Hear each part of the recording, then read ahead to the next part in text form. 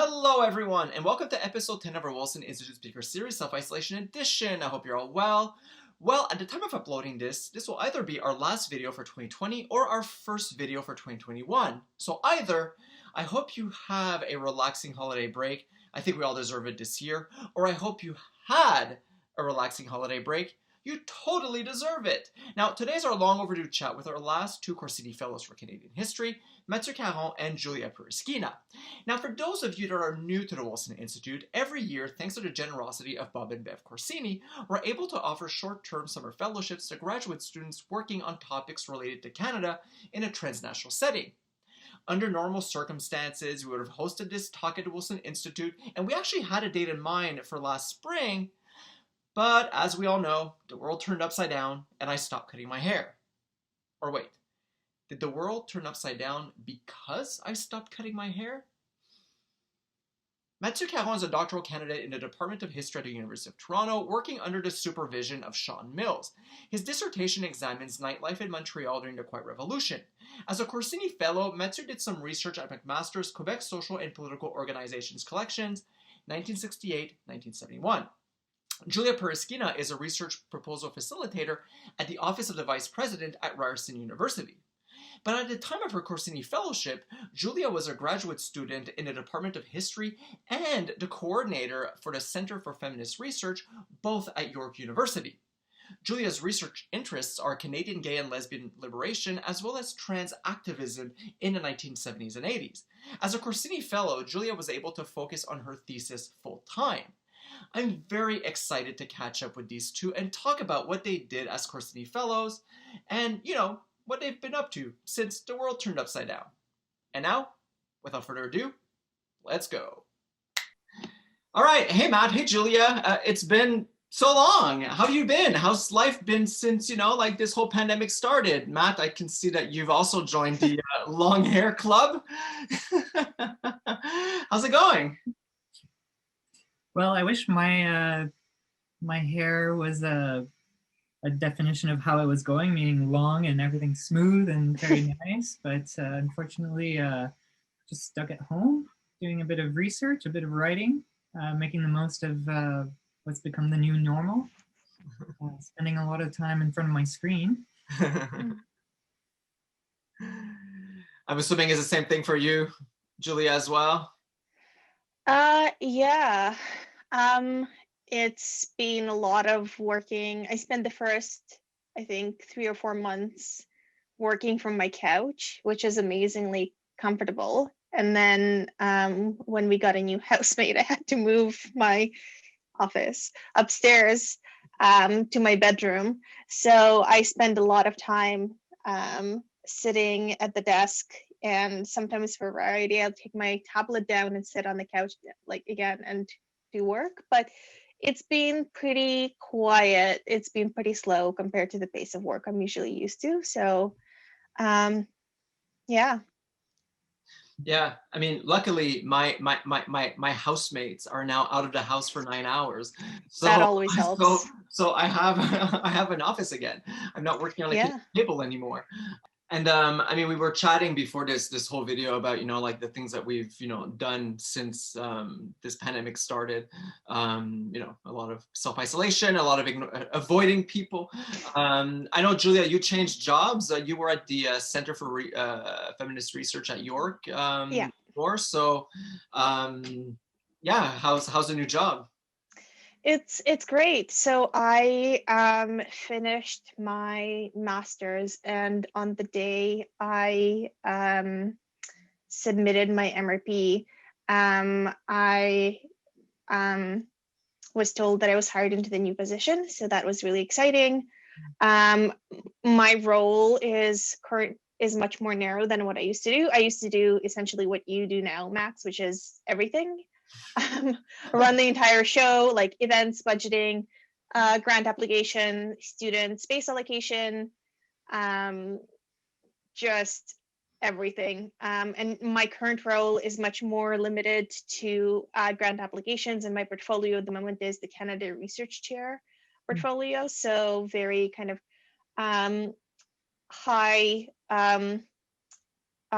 profile, very kind of top level researchers in various fields who are nominated into the program and then need support with their grant applications. So I do that. And I've also been able to do some other work as well, help out my colleagues who do like short grant applications because I've got lots of experience with that, help with organizing. We're working on a academy industry meeting day. So there's a lot more business and science work that I'm used to. But sometimes there's like a shirk application that comes through, and then I'm really excited because I'm like, I can actually understand this. For everything else, I can definitely help with the grammar and the formatting, and but obviously we have people who can deal with that. But it's always exciting to see kind of the new kind of cutting edge research.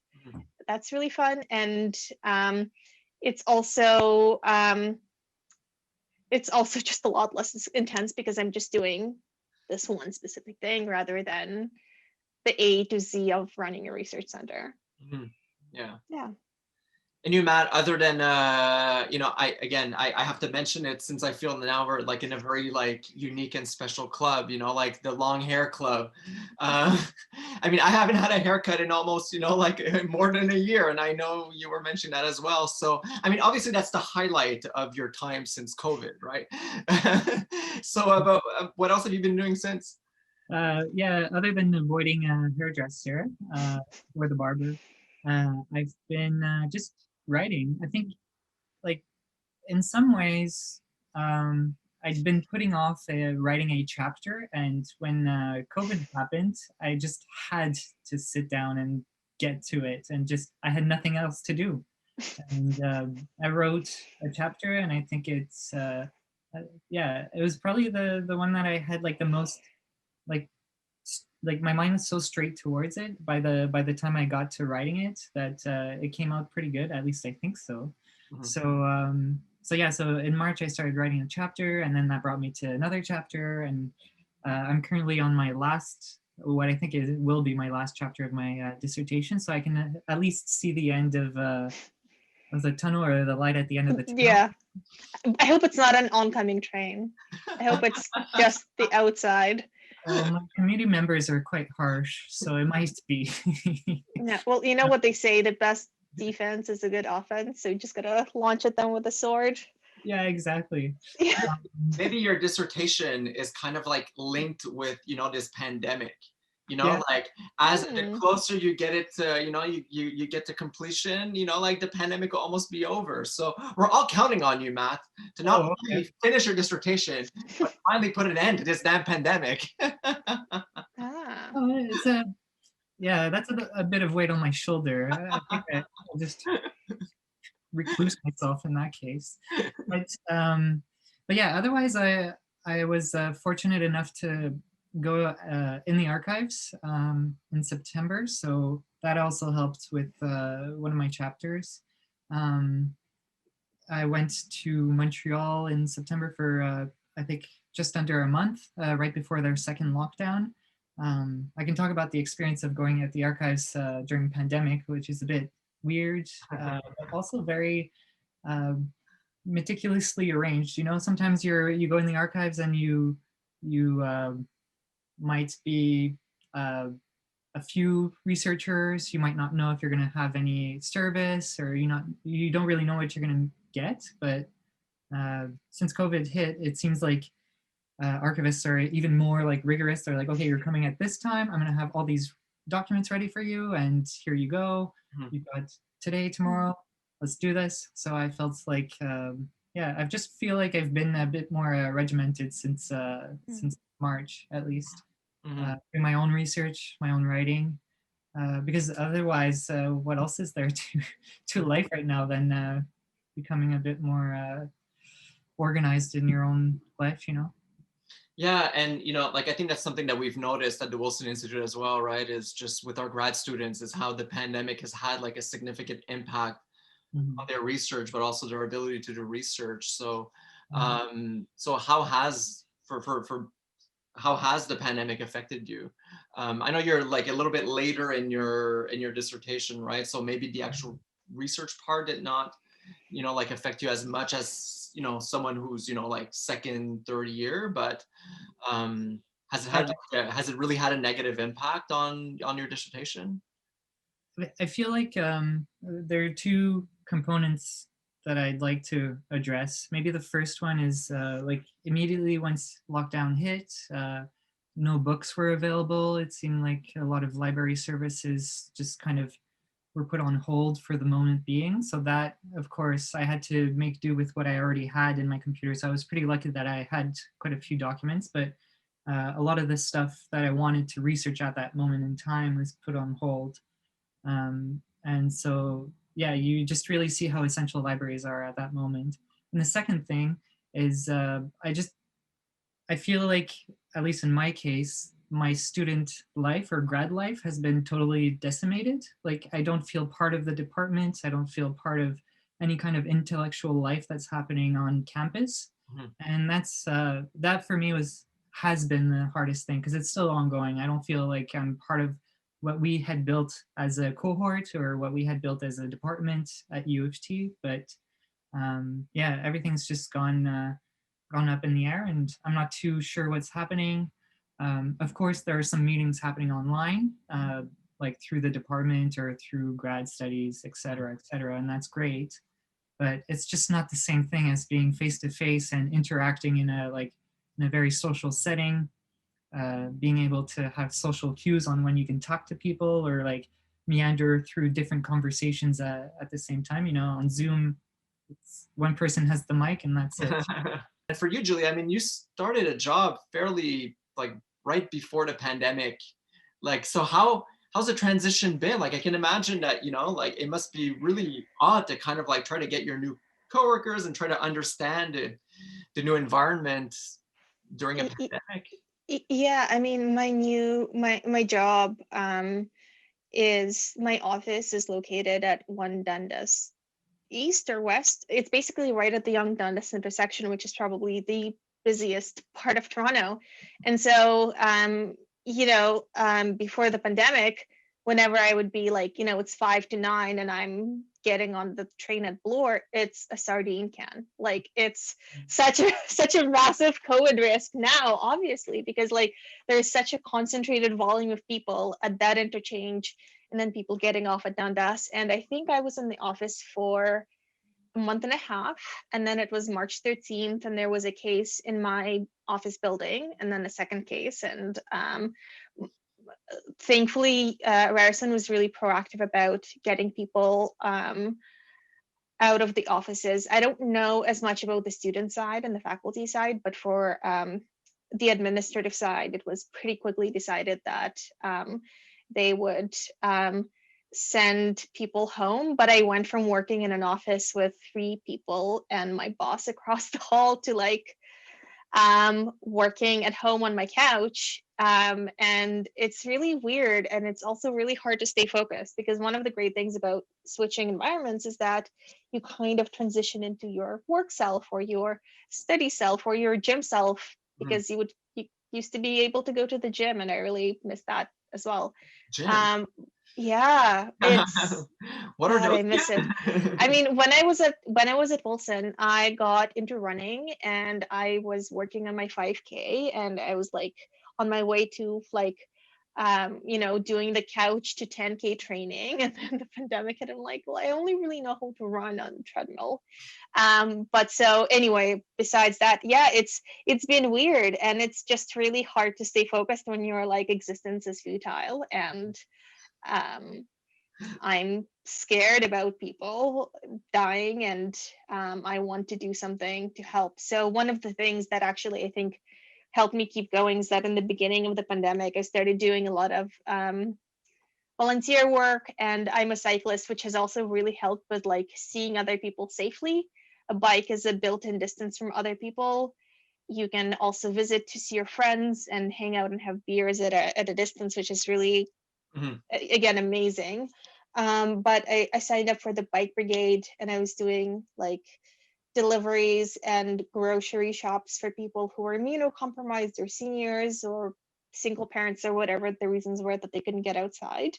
Mhm. And then I joined the People's Pantry, which is a mutual aid, entirely volunteer run organization in Toronto and the GTA that delivers free home cooked meals and grocery packages to people in need. Just no questions asked. Anyone who asks can get some food.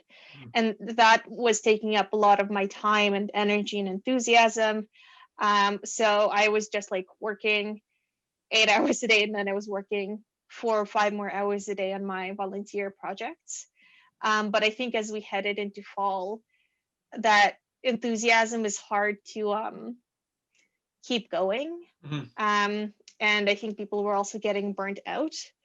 Um, but yeah, it's really a weird transition, and also transitioning from like kind of ad hoc activism to being like, okay, if we're in this for the long haul, how do we do this? How Mhm. do we stay afloat, and how do we stay connected and not burn out? Mhm. And I think that's been one of the great kind of joys of having this job, is because like I have the mental space to do other things. While when I was at CFR, I think my work and my activist work and my volunteer work were also CFR. So when you can kind of mentally shelve your work, you can be done at the end of the day, and then you can go on and do your readings, and then you can go on and hop on a bike and do someone's grocery delivery. It really helps to, I don't know, Mhm.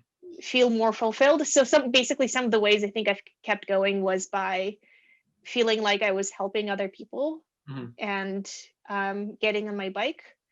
And then of course that all got much more difficult when we hit fall and my project went on pause.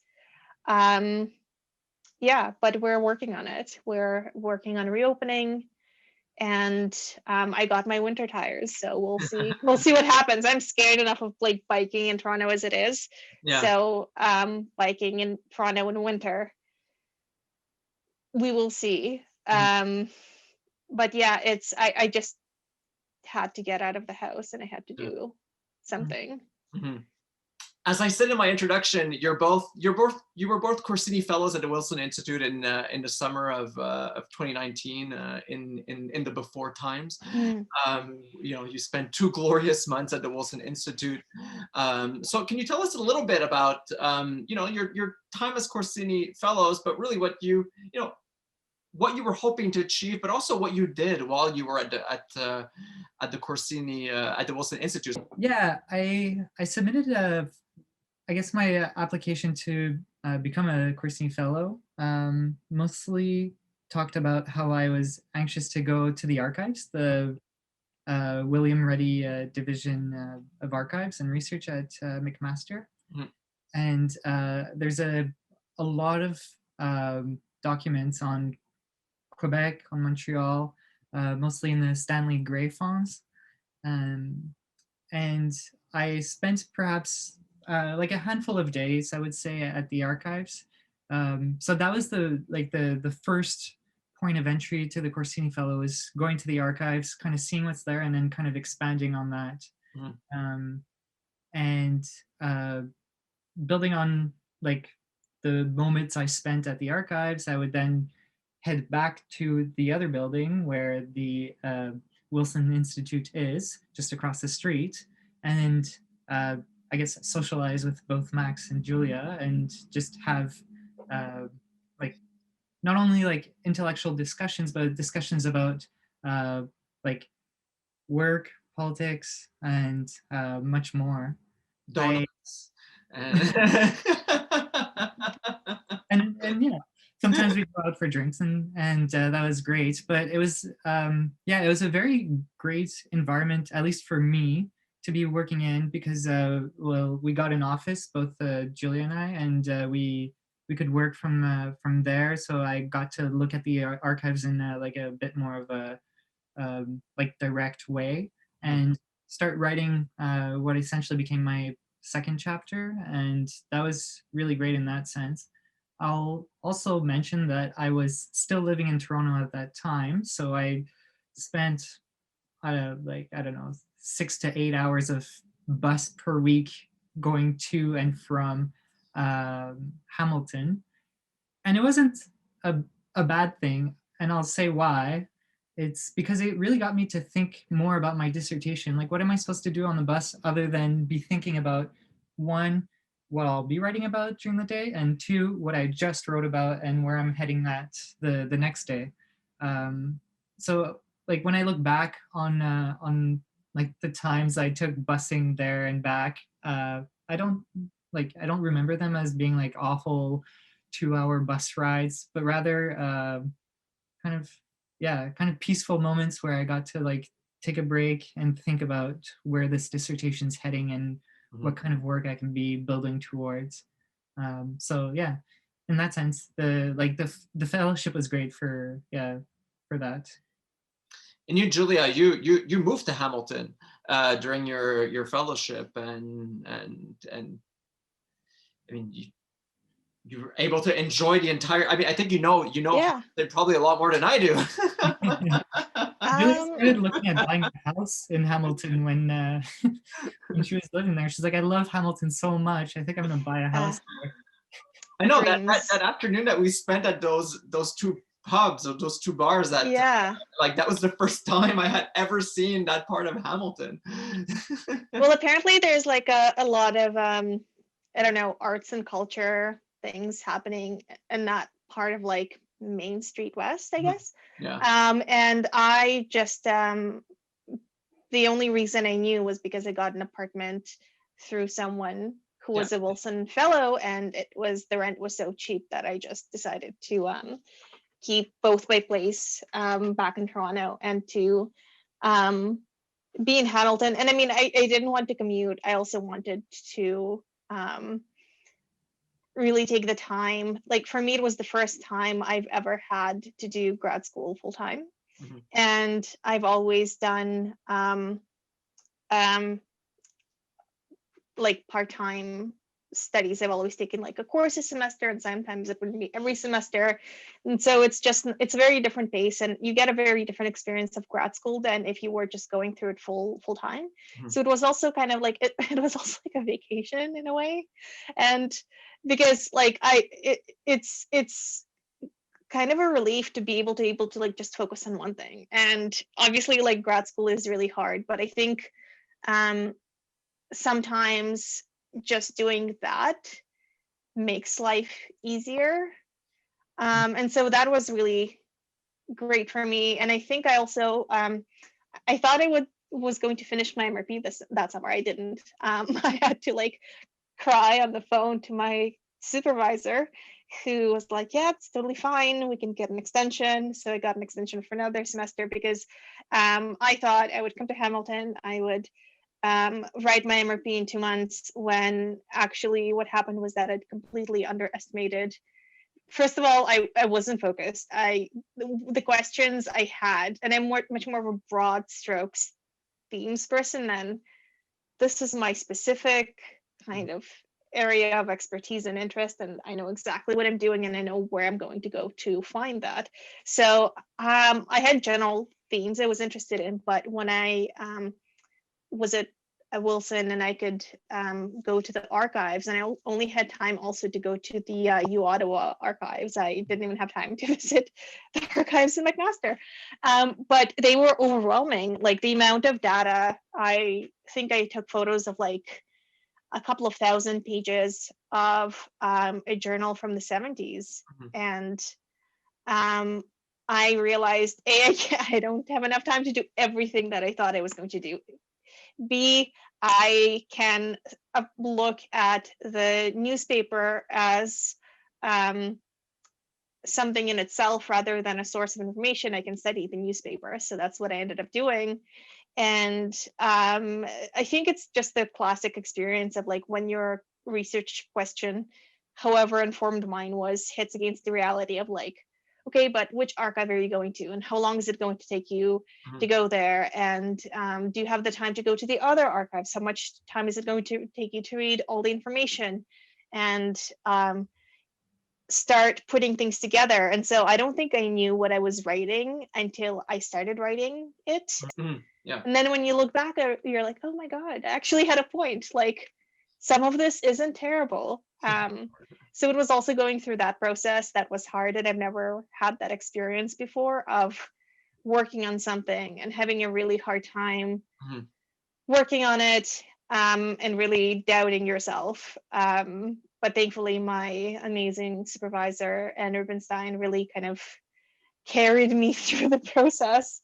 And now looking back, I'm proud of the work that I did. I'm really excited about the things that I've learned. And now I understand that kind of that's just part of the process of research, is that you do get led somewhere else entirely by your sources. Mhm. Like, that's just, you can control it. Yeah. And you have to just accept that research questions don't really survive the archive transforms them. Mhm. And that just has to be okay. Yeah. Yeah. Yeah, you have to be flexible, right? And I think that's like one of those things about academia, you know, like that it's so common. It's like the self-doubt, the constant self-doubt. Oh yeah. Also hating your topic. Like you know, like at the end of my dissertation, I hated the special counsel, and I still hate the special counsel. Like every time I hear the word special counsel, I get like, you know, like PTSD, or because you spend too much time on it, right? Like, I mean, it was, you know, like it's 5 years of your life, and, you know, like 4 or 5 years of your life, and you know, like it's not always pleasant, you know, like academia is hard, you know. Yeah. Sometimes It's not glamorous. It's like 2 months is a lot, and it's not just the 2 months and the funding and the space. It's for me, it was a real confidence boost, because as not a full-time PhD student or like a full-time master's student, like I'm not eligible for like 95% of funding. Yeah. I actually got, it's funny, but I got like dinged pretty seriously on my taxes that year because my income changed. Yeah. Because they're like, well, if you're a part-time student, you don't get any tax credits. But if I'd been a full-time PhD student, Yeah. it would have like changed I would have had like several thousands of like a tax return, which is really weird. But I think it would have been impossible to be both like working full-time and also like studying full-time. Yeah. But I was just excited to get away and to study for the first time, like 100% working on my research. And B, it was like because I couldn't qualify for the OGS, I couldn't apply for a SHRP, I wasn't eligible for so many of the ways that of the funding, and also like approval, and like, yes, you are a good researcher, Mhm. that these awards also function as. So for me, it was a really like a great like self-esteem boost, and like, oh my God, maybe I do know what I'm doing, or I've done good work. And it was also really beneficial for my research, because even though I didn't finish that semester, I ended up having the time to go to Ottawa and start kind of shifting my research into a different direction, into the direction that it ultimately ended up going in. Now I'm working on turning my MRP into an article for a special issue that Stephen Maynard is editing. And that was also like a huge deal for me, because obviously, like, if you do gay liberation, you know Stephen Maynard's name. He's probably the first author you read Yeah. when you start doing that. So it was really great. And I think like grad students need a lot of, it's not just financial support, it's a lot of it is just someone has to tell you that you're good enough, Mhm. and you are doing something worthwhile, and you should keep going. Mhm. Because it's such an individual thing, right? Yeah. And I think that's kind of like the mark of a, you know, of a great like supervisor, right? Is like a Oh supervisor my God, yeah. is able to critique you, but is also Yes. able to kind of like, you know, build you up, right? And I've lucked out with like the funniest, nicest supervisor who you can actually cry on the phone to and say, I don't know anything and this is terrible and I don't know how I'm going to graduate in 2 weeks. Like I called her in mid-August and it was like, Anne, there is no way I'm finishing my MRP in 2 weeks. And she's like, no, that's fine. We can get an extension. And It's really it's such an important relationship, and I know I couldn't have done it without her. Mhm. And you need someone on your side. You need a cheerleader. Mhm. You need someone who's like, you're doing good things, and Yeah. this is going to be all worth it. So. Yeah. But you kind of mentioned a little bit about, you're publishing an article with Stephen Maynard, and, which kind of like leads to my next question. So for some of our viewers who might be interested in, reading some of your work, like, is there a place where they could read it? Like either a blog post, like, you have an upcoming article, Matthieu, Matt, you have an upcoming chapter or blog post or talk or anything that like a potential viewer might learn a little bit more about your work? No, I guess this was 2 years ago. I co-edited a journal for the Urban History Review with Dan Ross, in which I published an article which stemmed from my MA thesis. I guess similar to what Julia is currently doing. And well, it's quite funny because I also will be possibly publishing with Stephen Maynard's journal.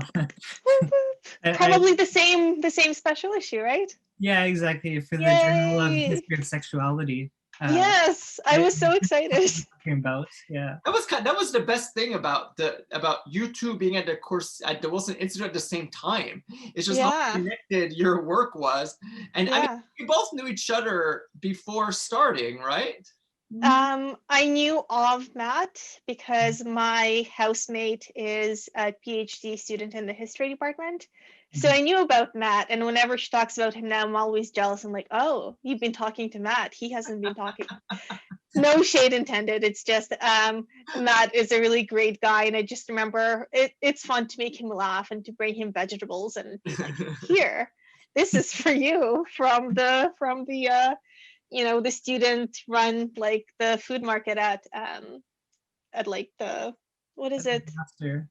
Yeah. Oh, right. Yes. At the cafeteria. Yeah. At the cafeteria. Yeah. So I'm very envious that Sanchia gets to have Matt in her department. Well, Julia also showed me a bunch of obscure YouTube videos. Of course I did.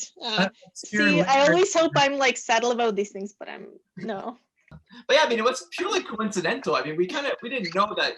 Again, academia is a small world, so everyone is kind of like connected to everyone, right? So I guess I shouldn't be surprised that there was some sort of, like, of connection. But that was one of the more kind of like unexpected, I guess, consequences of getting both of you in the same environment. Is just how similar your work was, and you were able to kind of like, like work off and play off each other, which when you're sharing an office, I think it was great. I was quite sad when Julia left for Ottawa, though. I think that was like 2 or 3 weeks where you left for. I think I was only there for a week.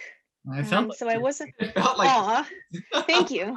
There was no one to bring you. Was it zucchini? No, I think I gave you a cucumber and I made you take it home to your partner. There's some good vegetables in that farmer's market. Yeah. Hamilton has a lot of really good farmers markets and vegetable stands, and absolutely. Absolutely. I was talking about the campus of McMaster last week with a friend, and just saying how wonderful it was to be on campus during the summertime. Absolutely. Yeah. It's such a beautiful campus, and like it's so, well, to me it was very central. I lived 10 minutes away, but it's also like spatially it's really nice. Like I come from York, and York is very let's say architecturally diverse.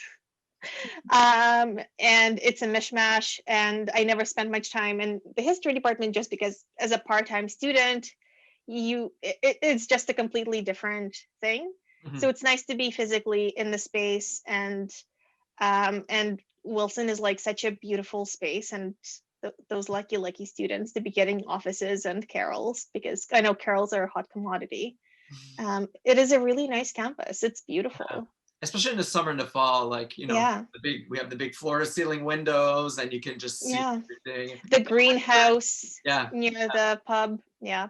Yeah, it is, and it was because I remember giving you like a tour of campus when you came the first time, and you know I love this campus, and you know, like, but the thing, when you're there every day, well, not anymore, but when I used to be Yeah, there every day, you kind of like, you know, like it becomes part of your background, right? So absolutely. it was nice walking around campus with you, showing you the various parts of campus, and then your excitement about, you know, being in an actual campus kind of like Yeah, reminded me that like, oh, right, there's a reason why yeah, I was excited to come back to McMaster in 2016. It's yeah. part of it, you know, like is campus. It's such a wonderful place to be. All right, awesome. Well, thanks for coming today, and you know, and chatting with us, and you know, like, it was great to catch up, and I'm really hopeful that if Matt can buckle down and get the dissertation done by March, we should be able to like maybe April, we should be able to hang Wow. out and have a drink, you know, like on, you know, probably not on a patio since it'll be April, but maybe like somewhere in Toronto. Well, you do live in a city with like my favorite beer. Collective Arts is from Hamilton, and they just make the best beer. Like, That has uh, been that's been the best thing about this pandemic, is living close to yeah, Collective Arts, because they can just ship it within the day. yeah, Like in 10 hours you get your beer. yeah. And if Collective Arts wants to sponsor us, I just want to plug the fact that if you buy $50 worth of beer, shipping to Toronto is $3.99, and their beer is really wonderful. Yeah. Thanks again, and I'll see you next time. Thank you, and All see right, you. bye. Bye.